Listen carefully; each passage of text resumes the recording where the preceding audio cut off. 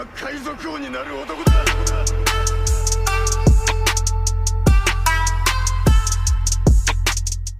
A queda de um rei é nada mais do que um trono vazio para que outro rei se sente. O equilíbrio do mundo de One Piece se baseia no governo mundial e nos 4 imperadores do mar. Mas no que o baque da queda de 2 grandes imperadores pode resultar no mundo? Qual o tamanho do desequilíbrio e do caos que isso pode causar? Desde os primórdios das histórias de fantasia e aventuras conhecidas pelo gênero A Jornada do Herói, não existe nada mais conhecido e que mais traz medo aos vilões do que uma profecia de alguém que irá aparecer e derrotá-los. E One Piece nada mais é do que a mais perfeita jornada do herói. Que impacto a queda provocada pelo Guerreiro da Libertação, profetizado sobre 2 Yonkous, trará ao mundo? E o que esse almirante foi fazer em Wano? Sejam bem-vindos ao canal Supernovas e se preparem para tudo aquilo que vocês ainda não viram do capítulo 1052 de One Piece.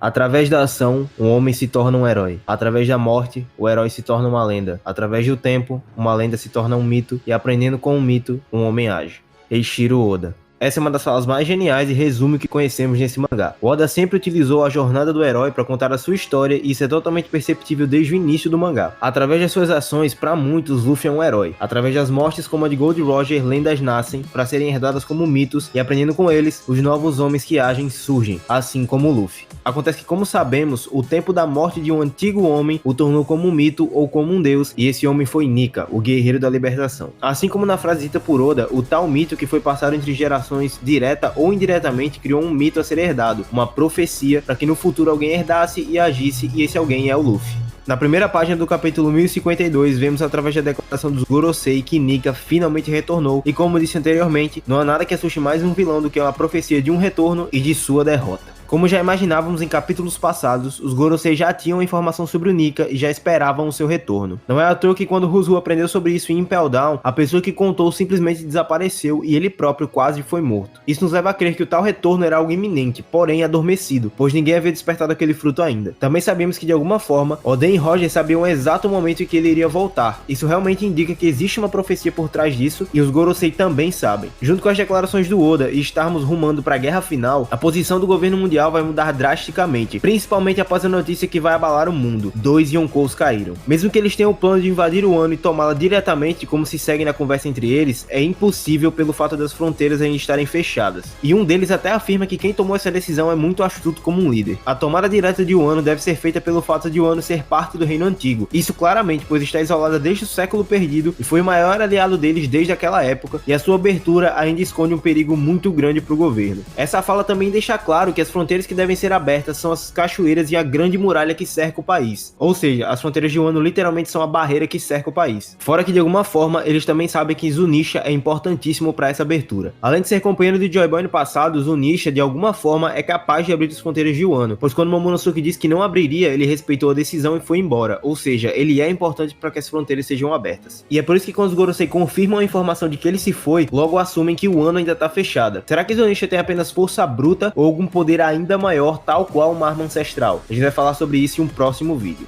Outro detalhe que indiretamente os Gorosei revelam é algo que já era óbvio, mas só ressaltou a importância da Nico Robin. O Wano tá fechada e eles não podem invadir e tomar o país. 2 Yonkous caíram, mas mesmo assim apenas Robin tem a capacidade de reviver o One Piece e as armas ancestrais, o objetivo final de toda essa história. Ainda assim existe a Purin e a sua raça, mas é algo desconhecido e aparentemente difícil de acontecer. Robin não aparece nesse capítulo e essa é uma das nossas maiores preocupações: onde ela tá e o que ela tá fazendo. O fato dela estar isolada e aparentemente sozinha assusta, pois como vemos no fim do capítulo, ela é um alvo fácil. Essa primeira narrativa encontrada nas primeiras páginas pode nos indicar qual a missão daquele que interrompeu a chamada da CP0, dizendo que estava a caminho e que vemos no final do capítulo. Provavelmente a sua missão é capturar Nico Robin.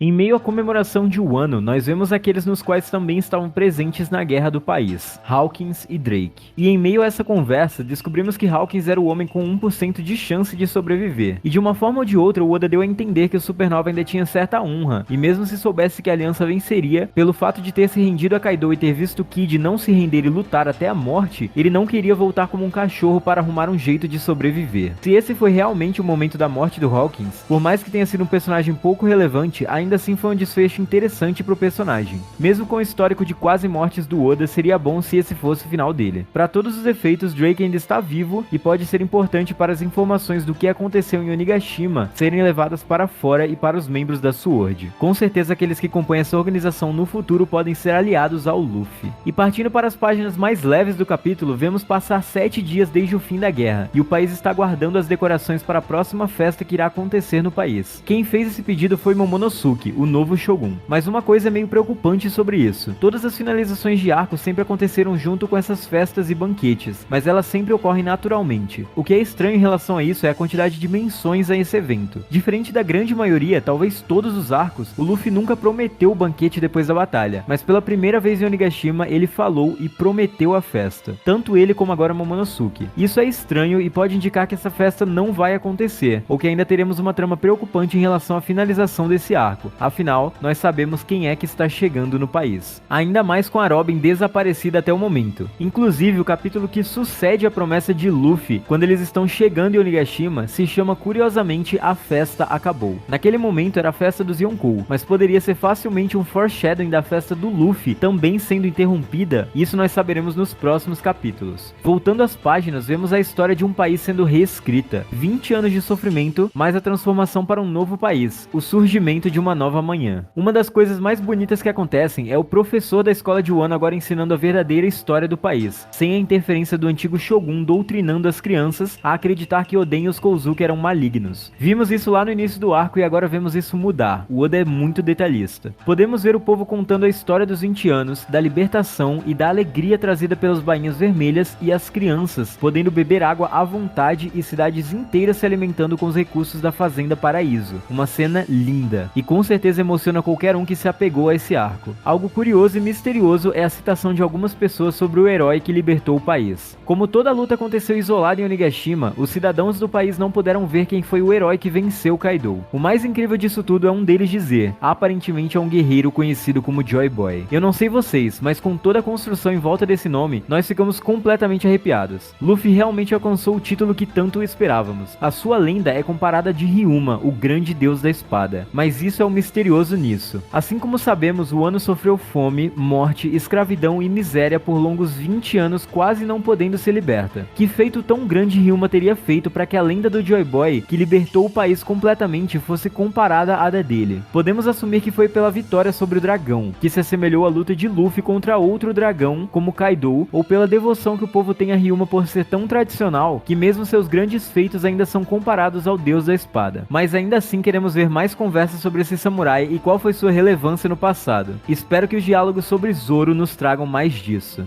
O samurai encontra a honra na morte. Essa é uma das citações mais clássicas do código Bushido tradicional japonês e não poderia ser diferente no país dos samurais de One Piece. Kinemon e Kawamatsu estão sentados diante de uma colina de memoriais, planejando criar um outro santuário para honrar Oden, Yasuye, os daimyos do passado, e Izou e Ashura Doji. É realmente triste termos perdido dois personagens tão legais e bem trabalhados no enredo desde esse arco e arcos anteriores como Izou, mas é triste também que eles tenham morrido meio que no off. Não tivemos a oportunidade de nos despedir deles, isso mesmo depois da batalha. Tivemos apenas uma citação às suas mortes que foi nessa página. Foi um ponto até um pouco baixo do capítulo, isso a gente não pode negar. Queríamos pelo menos ter visto uma bonita despedida deles, principalmente de Ashura Doji, que foi um dos bainhas que esperou por 20 anos. E esse momento era muito importante pra ele e ele infelizmente não pôde vivenciá-lo. Não que o final dele teria que ser bonito, nem sempre final felizes existem, mas que pelo menos ele tivesse tido um vislumbre dessa nova Wano antes que ele tivesse morrido. De qualquer forma, por uma das poucas vezes no mangá, o Oda confirmou a morte de personagens que inclusive são aliados, então é um momento a ser lembrado. Eles vão viver na memória daqueles que ficaram para se despedir, como afirma Kinemon e Marco. E novamente nós temos uma fala que nos preocupa em relação ao futuro do fim desse arco, quando Kinemon diz o seguinte: se algo acontecer a mais algum dos nossos heróis, eu acho que eu não conseguiria aguentar. E isso tá parecendo demais que algo ainda vai acontecer. Todo esse capítulo teve citações a esse banquete, sobre a segurança dos heróis, cara, isso tá bem preocupante. Então chegamos nas partes mais divertidas do capítulo e da interação entre os chapéus de palha. Sinceramente, as partes mais divertidas do mangá inteiro de One Piece sempre são essas. referências. E por mais que sejam as mesmas piadas todos esses anos como as de Sanji e as mulheres, ainda assim não tem como não rir. Uma das coisas mais legais inclusive foi Yamato esperando por esses 7 dias sem comer ou beber por Luffy. Todos festejam agora pois Luffy e Zoro finalmente acordaram e já estão pedindo por bebida e carne. E finalmente entre muitas aspas, pois ainda assim acreditamos que foi rápido esse retorno deles. Mesmo com todo o perigo daquele remédio e de todos os danos que o Zoro sofreu e aquele lance de que ele ficaria ainda muito pior, e ele ter ficado desacordado por boa parte do fim da guerra, o que preocupou até a gente, ainda assim ele levantou muito bem tranquilo como se nada tivesse acontecido. Seria isso influência daquela tal alma da morte que apareceu diante dele? Bom, isso ainda é um mistério, mas os dois que começaram o mangá, os dois que começaram esse arco estão juntos de novo e comendo feito dois animais. Momo então chega mais uma vez falando sobre a tal festa, e nenhum dos dois o reconhece. Após a fala dele, Zoro quer até desafiá-lo. Deveria partir esse moleque 2, ele pulou na Nami de novo. E é muito interessante como Yamato já está funcionando junto com o carisma do bando. Ela age como Chopper pulando para abraçar Luffy e brinca com todos, incluindo Momo, com muita facilidade. É praticamente como se já estivéssemos vendo ela integrada no bando. Inclusive, Nami já a trata como amiga e Jinbei a reconhece como uma ótima pessoa quando fala sobre o jejum que ela fez esperando que Luffy e Zoro acordassem. Então, finalmente temos o reencontro entre Zoro e Sanji. E é claro, eles se tratam como se fossem dois irmãos. Zoro diz que voltou do inferno para cumprir a promessa que fez pro Sanji. 25 anos de mangá e a gente ainda perde tudo com esses dois brigando. Temos uma cena clássica de banho dos personagens, praticamente todo arco isso acontece e com Yamato ali não tinha outra, o Sanji morreu. Então abrindo as páginas dos momentos finais desse capítulo, nós vemos que o grande banquete será nesse dia, e vemos o porto Tokage. Todos os navios e o Frank Shogun estão intactos, e cara, até o Killer ficou impressionado com o Shogun, o Frank é animal. Porém, é nesse momento que Killer começa a falar sobre o impacto que esse evento causará no mundo.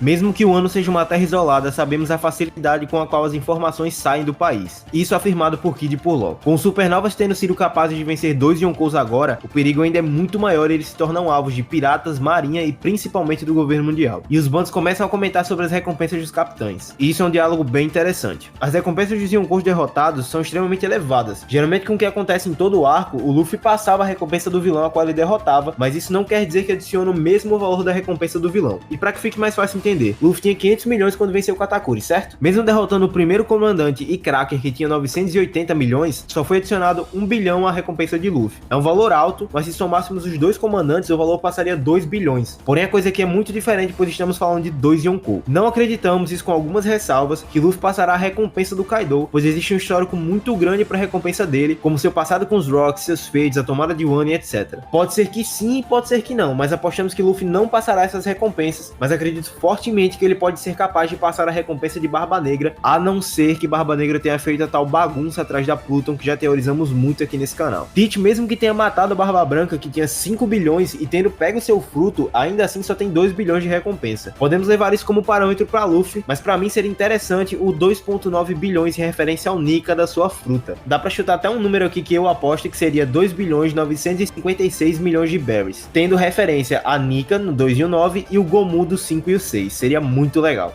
Se tu acertar isso, velho, eu quito do canal. Falando sério. Que fique registrado aqui nesse vídeo. 2 Yonkous caíram e 2 tronos vazios precisam ser ocupados. A fala de Apu foi muito específica sobre os novos imperadores quando ele se refere aos supernovas. Observe. Suas recompensas foram atualizadas e daqueles que foram nomeados novos imperadores. Analisando a fala, o suas faz referência aos supernovas que estavam ali presentes, é claro. Mas aqueles é específico para alguém que não tá ali presente. Isso é claro, muito provavelmente o Luffy. Vamos lá. Temos 4 Yonkous. O nome Yonkou, inclusive, é 4 Imperadores do Mar. Barba Negra, Shanks, tínhamos Kaido e Big Mom. Os dois caíram e tem 2 vagas, entre aspas, abertas. Luffy, provavelmente, como já estava sendo cogitado para Imperador, vai ocupar uma dessas vagas. E eu acredito que essa segunda vaga seja do Law. Por quê? A construção do Luffy e do Law foi feita desde Punk e Hazard. Embora Law não tenha sido aquele que derrubou, literalmente, o Doflamingo, ele participou da batalha contra Big Mom. E o que acontece? Eles dois juntos formaram esses planos, formaram a aliança e foram aqueles responsáveis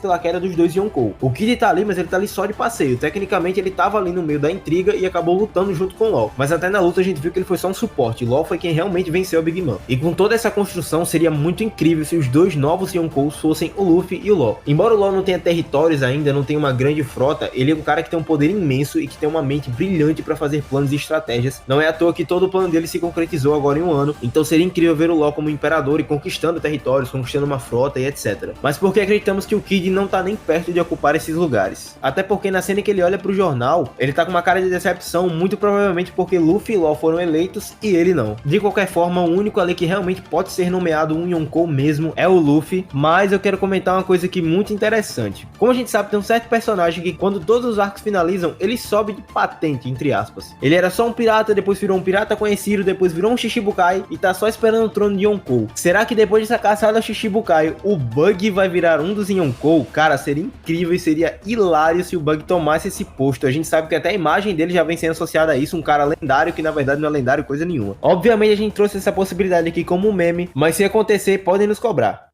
E agora falando um pouco mais sobre a chegada do Ryokugyo em Wano, nós podemos ver que na fala dos Gorosei, imediatamente após eles falarem que precisam sequestrar a Nico Robin, o Ryokugyo interrompe a conversa ligando para eles e dizendo que ele vai para lá. E no final do capítulo, após o Akainu dizer para ele não fazer nada de desnecessário, ele responde: confie em mim. Então o homem tem um plano. Nós sabemos que provavelmente a Robin está procurando pelo Red Poneglyph, que foi um dos principais objetivos que os Mugiwaras foram para Wano. E aparentemente ela está sozinha. Mesmo que ela tivesse com algum dos bainhas, ou mesmo que ela tivesse com outra pessoa, nenhum dos Mugiwaras está junto dela. Então ela fica, entre aspas, vulnerável. Pra mim é muito fácil que um almirante simplesmente chegue lá, pegue a Robin e saia sem deixar rastros. E isso motivaria o Luffy ir atrás do governo mundial, dando início talvez a série de eventos que possam culminar na guerra final de One Piece. Eu sei que o Oda, entre aspas, já usou essa narrativa antes, porém ele já está repetindo essa narrativa desde o início do arco de Wano. A CP0 está em Onigashima justamente para capturar a Nico Robin, e é basicamente a mesma formação que tinha lá no arco de Water 7. Então nós podemos esperar uma forma diferente de abordar essa narrativa, e com certeza o Oda vai nos surpreender muito.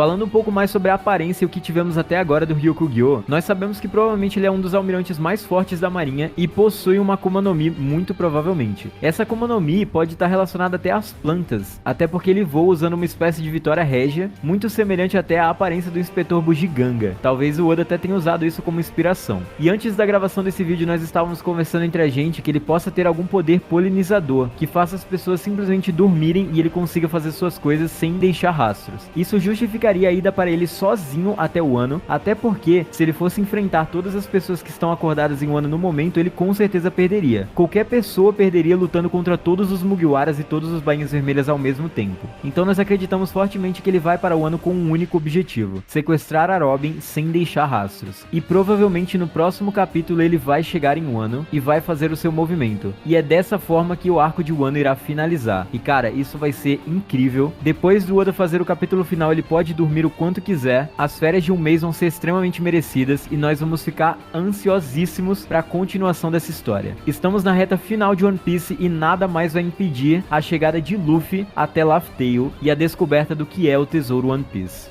E é com isso que nós finalizamos esse vídeo, galera. Espero que vocês tenham gostado. Se vocês gostaram, não se esqueçam de se inscrever no canal e comentar o que vocês acharam desse capítulo. Essa semana vão ter muitas teorias pra vocês, muitos vídeos, então fiquem atentos, já ativem o sininho pra não perder nenhum deles e chequem os links na descrição das nossas redes sociais, o Discord, o Instagram e a plataforma de lives do canal. E é isso, galera. Valeu! Valeu!